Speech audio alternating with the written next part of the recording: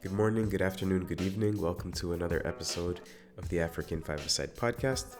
As always, I am your host, Maher Mizahi, and as always, this podcast is brought to you by the good people over at www.africasaCountry.com.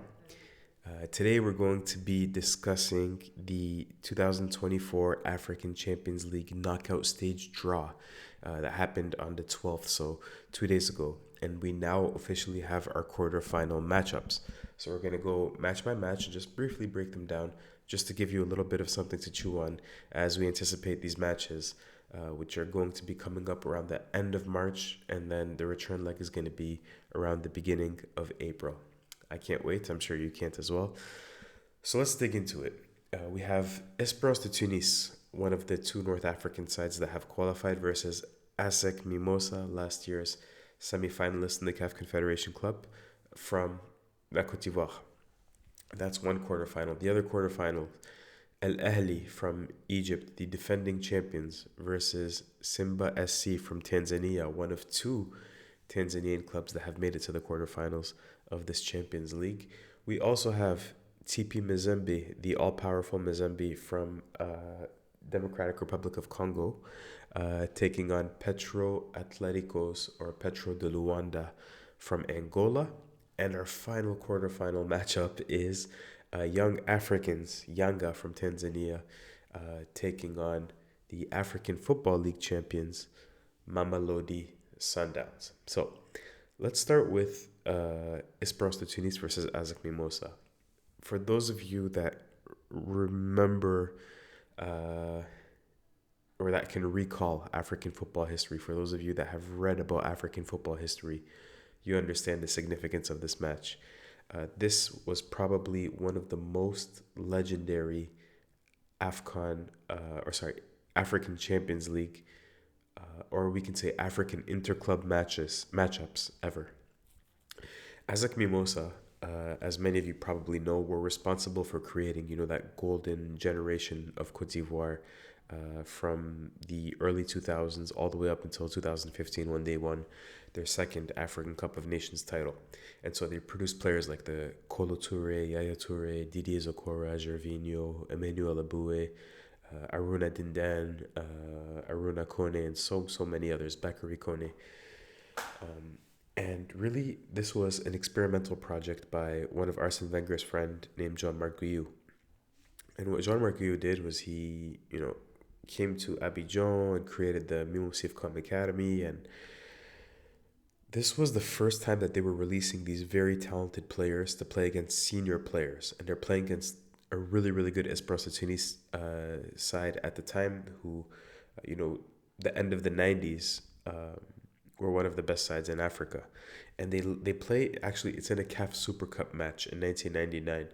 And ASEC Mimosa have Kopa Berry, who I believe is 21 years old when the match is played, Aruna Dindan, who I believe is 20, Kolo Touré, who is 19, Didier Zokora, who is also 19, Siaka Tiani, who is 18.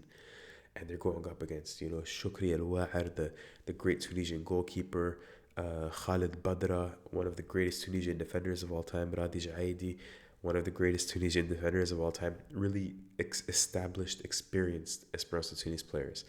And these young Ivorian players take it to the Tunisians, and they set the tone for the academy. And we all learn that there are some real great talents coming out of ASEC Mimosa, and that Côte d'Ivoire have a golden generation coming up.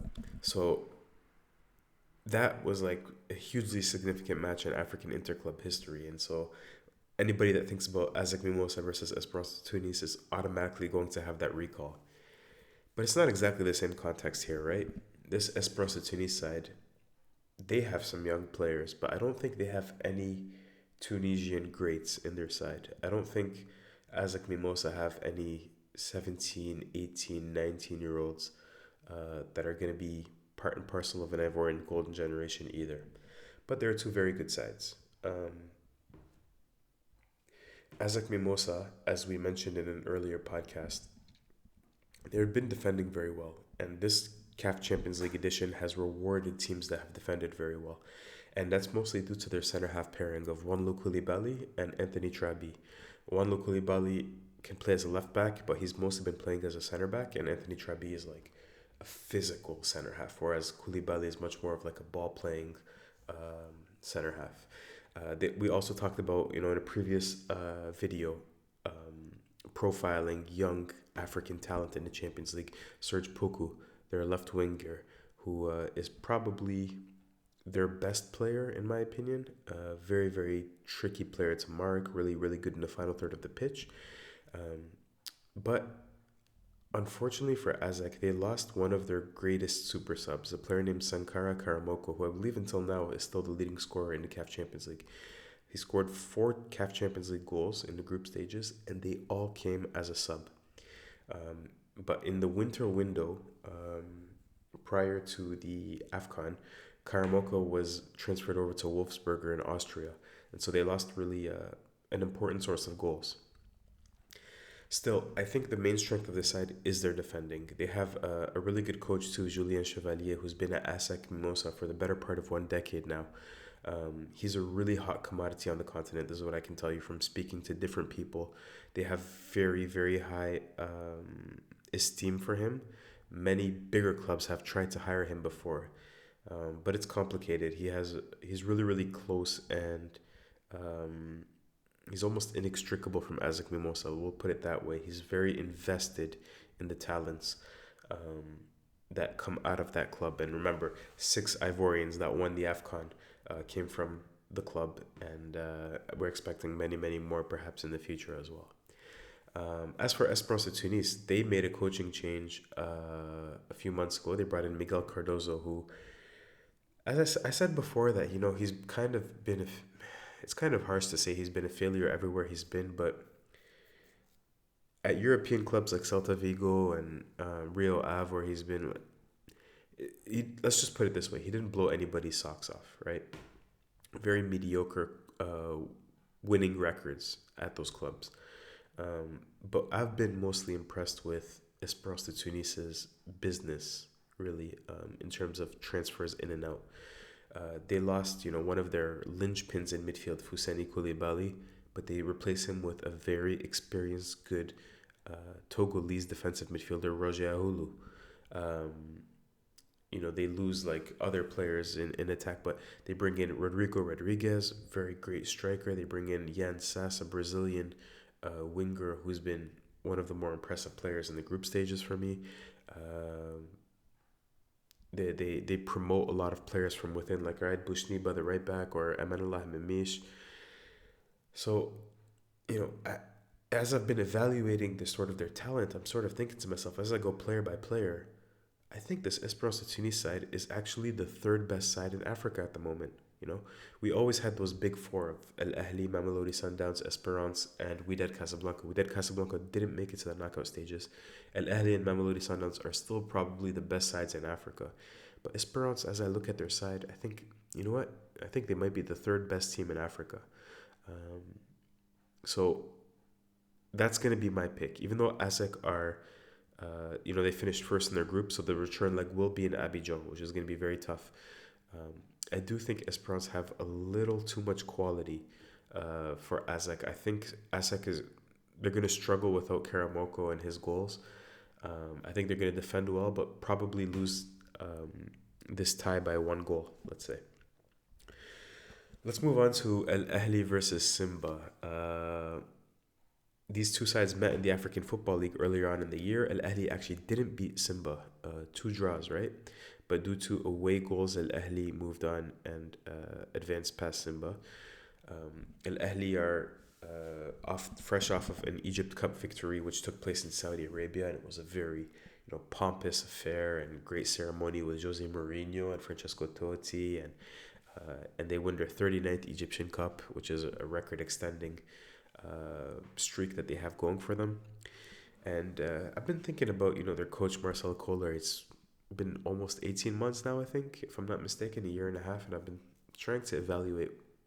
He's obviously been a success. He has 7 titles, 2 Champions Leagues. The first one, we can say Pizzo Musimane really got them halfway there, more than halfway there.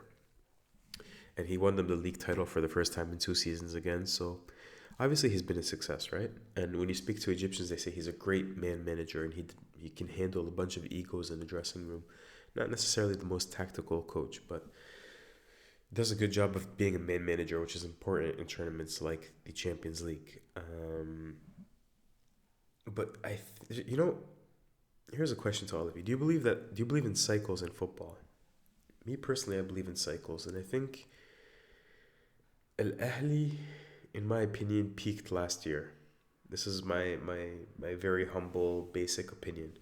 Um, I see a player like Ali Ma'loul past his prime. Mohamed Shinawi, in my opinion, past his prime and he's injured. Ali Jiang in midfield is also injured. Um, Even Rami Rabia, who's had, I think, a really good Champions League, probably past his prime. Um, Hussein, even if they're not past their prime, players like Hussein Shahata, I'll go as far as to say Percy Tau. In my opinion, these players peaked, and they're not a surprise anymore. Everybody knows how they play. And I just think about cycles. You have to sort of refresh your side. And Al Ahly did a decent job of doing that by bringing in a Moroccan winger like Reda Slim or the Egyptian midfielder Imam Ashur. I think those were really good signings. Um, but something tells me that this is not their year. I think teams will have scouted Al Ahly really, really well. Nothing really changed, at a deeper level, and so I think while they're still one of the two best sides on the continent, I think they peaked last year. As for Simba have defended well in this tournament, and they have a lot of experience, so much experience. When you look at the players that start matches for Simba in general, I should have done this before the podcast, but if we took average age of starting 11s in the Champions League, I think Simba would probably be definitely top three. Um, and so I feel bad for Simba because I think if they fell with anybody else in the draw besides Sundowns or Al Ahly, I think they could have made it into the semifinals of this tournament. But Al Ahly, I think, will just have a little too much for them, especially as the second leg is also going to be in Egypt. So we'll come back to Al Ahly for the next round in the semifinal because I don't predict that they're going to win this tournament. But I think Esperance and Al Ahly will get past ASEC and Simba. As for TP Mazembe and Petro de Luanda, Petro are an interesting side. They're semi-finalists in 2022. They played in the African Football League earlier this year. They have 6 foreigners in their squad, and I think, like Esperance Tunis, they did really good business in buying good foreigners.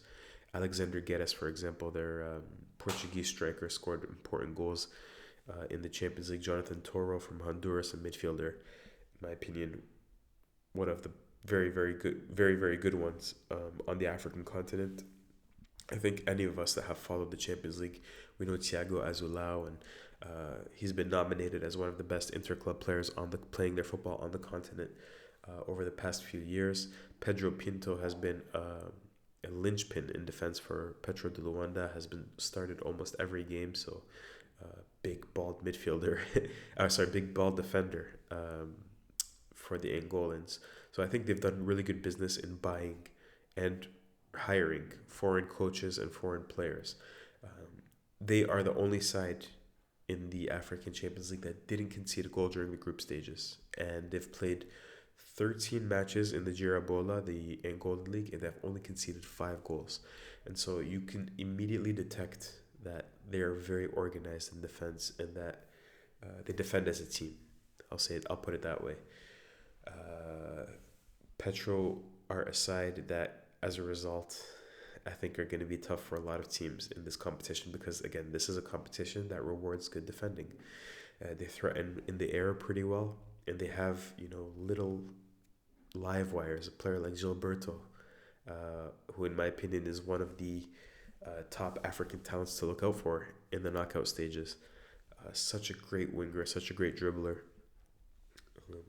And so I don't know. This is the toughest one to predict because Mazembe I like a lot too. Mazembe, let's give you a little bit of political context about what's happening at the club. They haven't had any subsidies from the Congolese government in the last 3 years.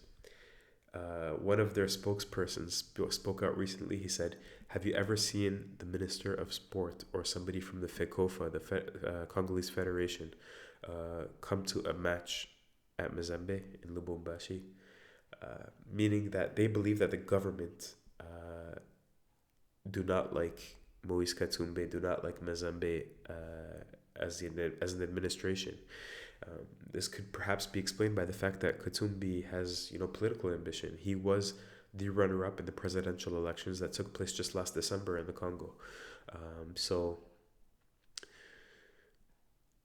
I think what the reason why I explain this to you is I think what they have at the club maybe is an insular mentality. It's like, okay, we are all we got, and that's all we need too.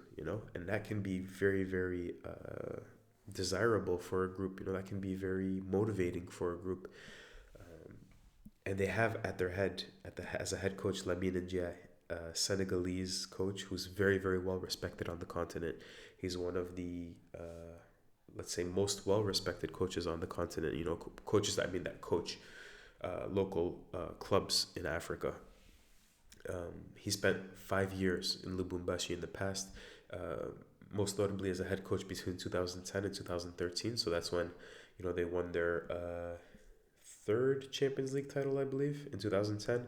And if you remember, in the Club World Cup against Inter Milan, they make it to the final and lose.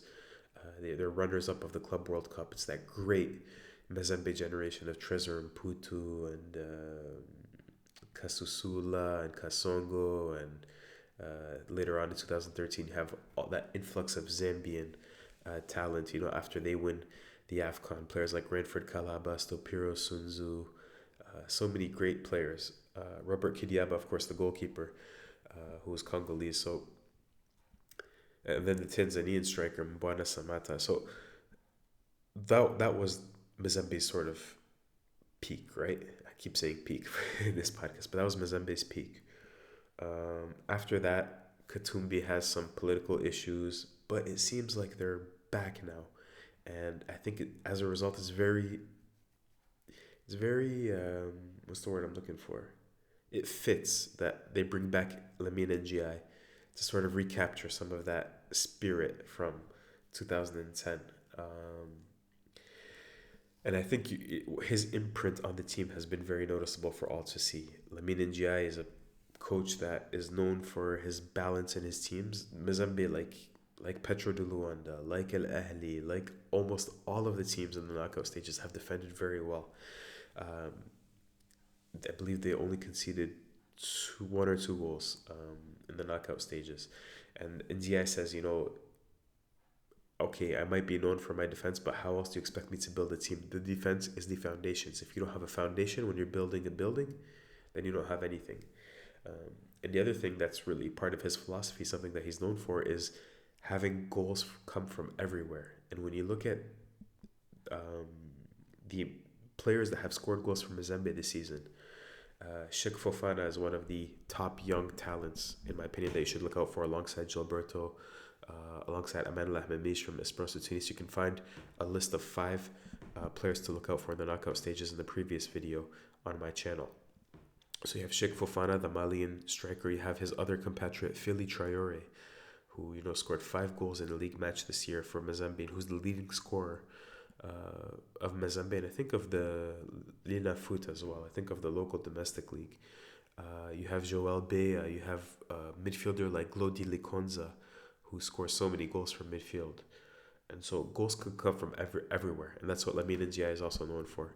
So, and I was listening to an interview of his, and he sets the bar very high. Expectations for him are to win. So I think this match is one of the tougher ones.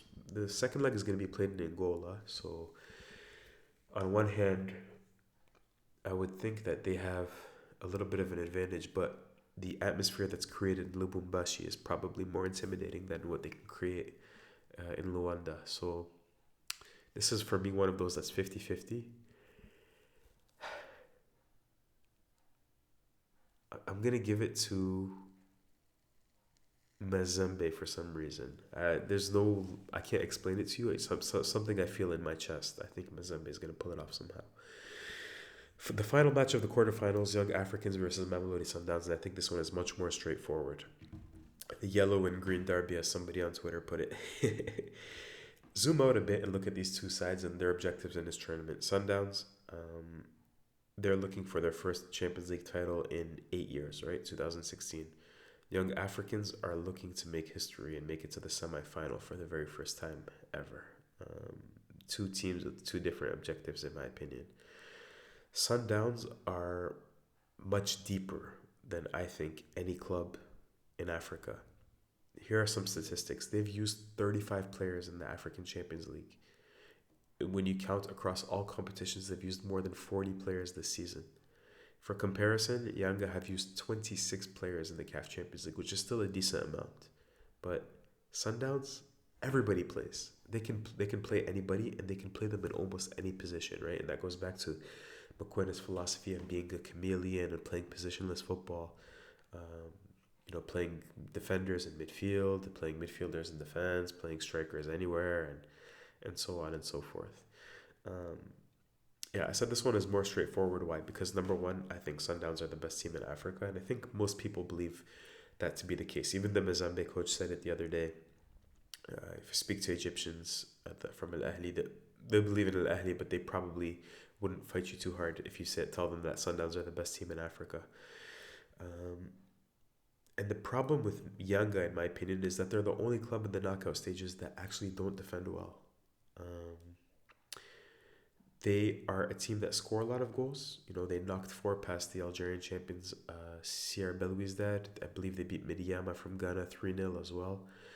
But away from home, they also concede a lot of goals. I think they lost 3-0 to Shabab Belouizdad from Algeria. So when I watched those matches, I saw a team that they're very, under their coach Miguel Gamondo, their Spanish coach, who really believes in attacking football and beautiful football. I think they can be naive. They can be so willing to play nice football that they can leave themselves exposed, and they can be amateurish at times in their defense. I think Sundowns are going to punish them. I really don't think this one's going to be close. So Sundowns, Ahly, Esperance, and the last one between Mazembe and Petro is going to be a close one, but I'm going to pick Mazembe. That's just a quick preview, or reaction to the draw, I should say. Can't wait until we get back to the knockout stages of CAF Champions League football. Really going to try to make it out to maybe Tunis for a match if Esperance de Tunis go far, or maybe Cairo. God knows if Al Ahly maybe make it far. I do like that we're going back to that two-legged format again. Thanks for listening. I think I'm going to try to release 1 or 2 more podcasts in the coming days. Maybe one on the effects of Ramadan and fasting in football, and the other one on previewing the international break, as we're back with African national teams after the Cup of Nations. Thanks for listening. Let me know who you think is going to get through to the knockout stages, get through to the semifinals of the African Champions League. And until then, I'll speak to you soon. Peace.